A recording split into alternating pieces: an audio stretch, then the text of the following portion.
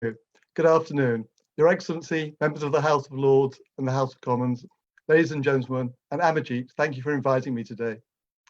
I want to explain how Indian traditional science can be an antidote to violence by referring to the Yoga Sutras of Patanjali. Now, when Patanjali refers to yoga, he doesn't mean primarily the physical postures, but rather to that transcendental field of life that we can all experience through a system of meditation that facilitates effortless transcending. Now, regular transcending creates a more peaceful and harmonious person. When we look in prisons and we see prisoners who have learnt transcendental meditation, there is a decrease in the rate of reconviction, the rate of recidivism.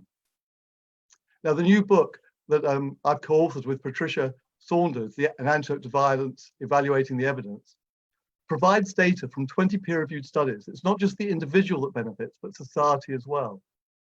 We know that many types of yoga have a calming effect on the individual physiology. There's also a similar calming influence on society as a whole if there is a sufficient number of people practicing yoga, by which I mean regular experience of transcendental consciousness, which develops higher states of consciousness. It's a bit like dropping a pebble into a pond and then the waves spread out. So analogously, when we transcend during transcendental meditation, we create a subtle but measurable influence of harmony, not just for the individual, but for society as a whole. Now, how is it measurable? Well, we can look at crime statistics, war fatalities, improvements in economic performance. And in the book, in addition to looking at the 20 peer-reviewed studies, we also look at what happened in Mozambique, where President Chissano introduced transcendental meditation to 15,000 members of the nation's armed forces. And he credits this program with improving the fortunes of Mozambique in the mid-1990s. Now, this phenomenon of transcendental meditation improving society is known as the Maharishi effect, and it's named after Maharishi Mahesh Yogi, who first predicted this influence.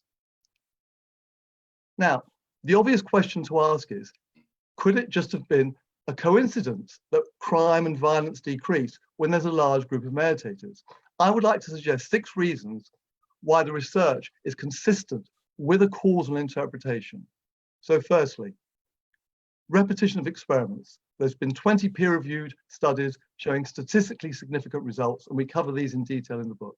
Secondly, there's a dosage effect. The larger the group, the bigger the impact. Thirdly, in several of the studies, the effect is repeated at random several times within the same study. The Canadian sociologist Mark Novak commented, "The repeated effect is persuasive. You could discount it once or twice, but 7 times gets your attention." Fourthly, the studies have controlled for about 15 other possible causes that might explain these social changes, and none of these demographic or seasonal variables could explain the results of the research. Fifthly, when the relevant tipping point of people practicing transcendental meditation has been passed, then unconnected variables like accidents, crime, infant mortality, deaths from opioids, all decrease at the same time. And finally, the changes in the numbers practicing transcendental meditation happen before the changes in crime and war fatalities and economic improvement. So all of this suggests a causal connection. Now, the poet John Donne wrote that no man is an island. This is the idea that there's a level of life where we're all connected. Aldous Huxley described this as the perennial philosophy. The development of the unified field theory in modern physics suggests that everything is connected.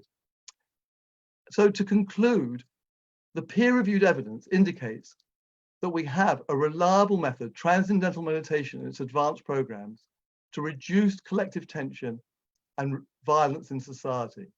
It's an approach that's been inspired by the Yoga Sutras of Patanjali, an approach that has been scientifically peer-reviewed, but now I would like it to be politically peer-reviewed.